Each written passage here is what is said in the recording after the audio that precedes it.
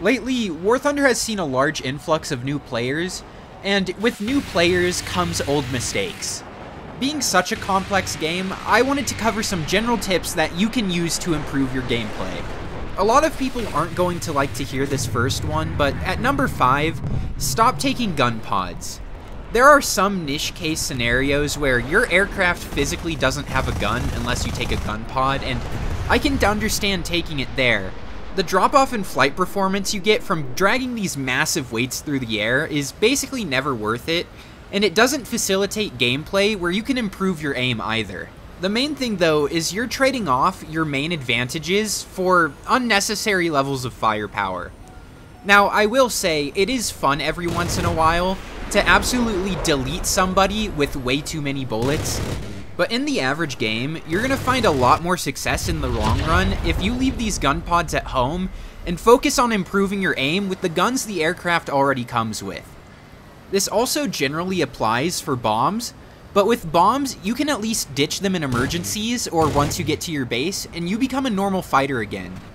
Even if it leaves you with worse positioning, it at least gives you the opportunity to be a competitive fighter once they're off, as pylons in War Thunder don't induce any drag as far as I'm aware. But in situations like this, because the gun pods are so big and heavy, I'm unable to catch the Harrier here and I can't get the kill.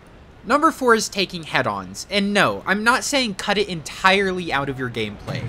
Taking head-ons can be useful and can help you secure advantages. For example, a lot of US planes have 50 cals, which have a lot of range. This lets you spray outside of your enemy's range, and if you can put any damage on somebody, that's a good thing. Generally speaking though, for all aircraft, it's not good to commit to a head-on. When you do more than just spraying a couple rounds head-on, you're opening yourself up to a lot more unnecessary damage than you should be taking. And generally in War Thunder, that's a death sentence, as most damage will just absolutely kill your flight performance.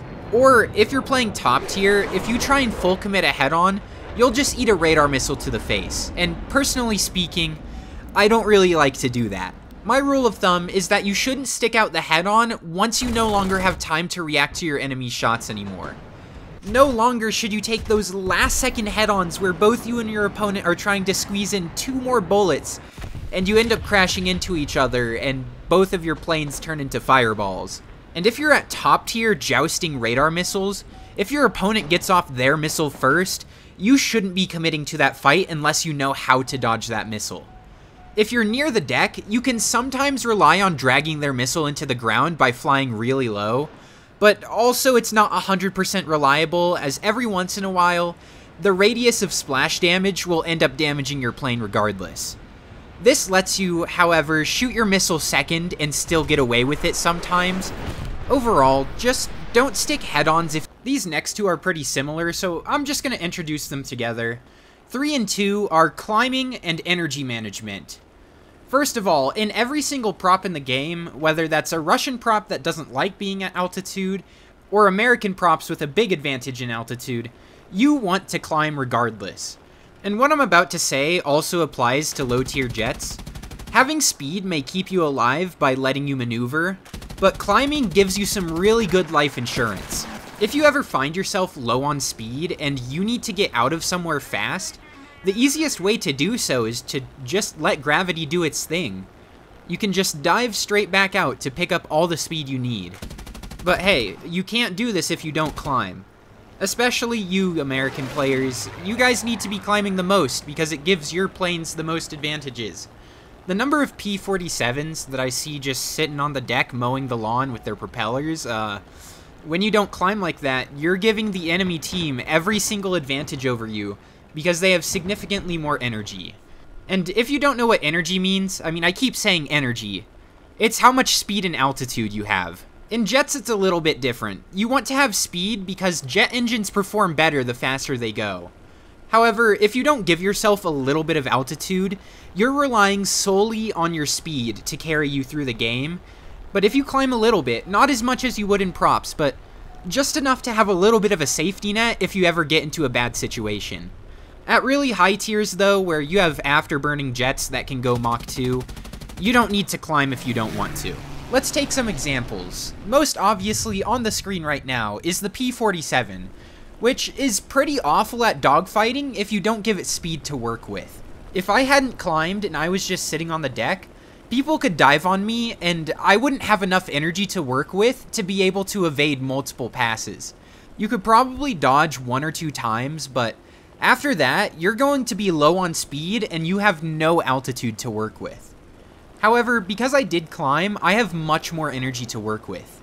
If there was anybody up here who I was scared of fighting, I could dive away and not have to engage them.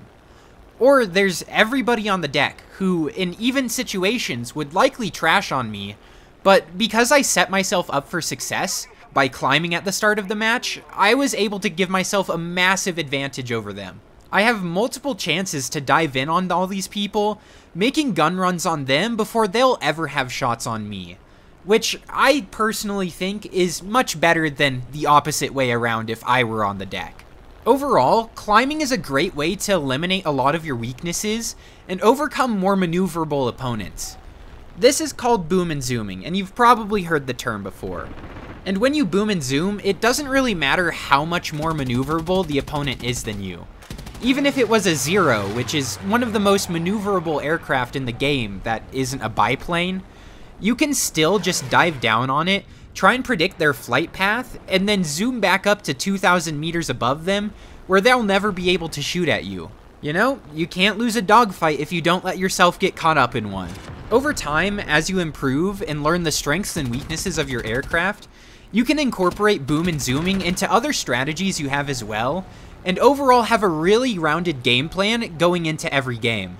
For example, pulling from my own experience in the P-47, I'm confident enough in my experience with the P-47 that I can go into fights that I would probably lose otherwise, and make it relatively even if the P-47 is technically inferior. The one that's going to be the most time consuming though is learning the strengths and weaknesses of the other planes around you in the matchmaker. Most people in War Thunder only own like 1 or 2 nations, which leaves you with a pretty big gap in experience for a lot of other aircraft. However, there are still plenty of other ways to gain knowledge and try to apply it.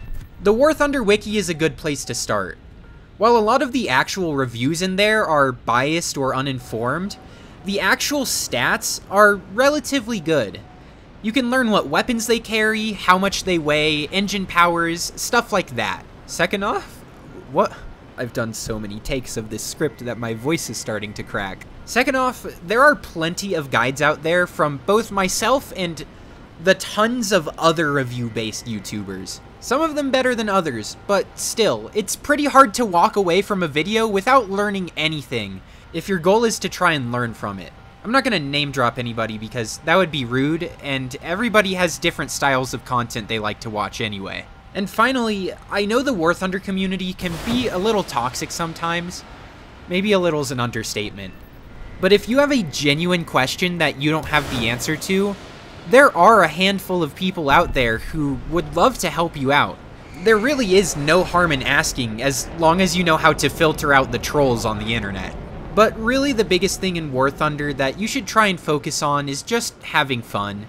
I already know I'm gonna get a bunch of comments that are like, what, War Thunder and having fun? That's impossible. But please do, genuinely try and find ways to have fun.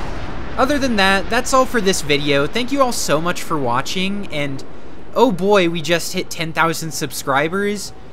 I don't have any other goals right now. I guess I'll think of something. But hey, that's all. Thank you for watching. Bye.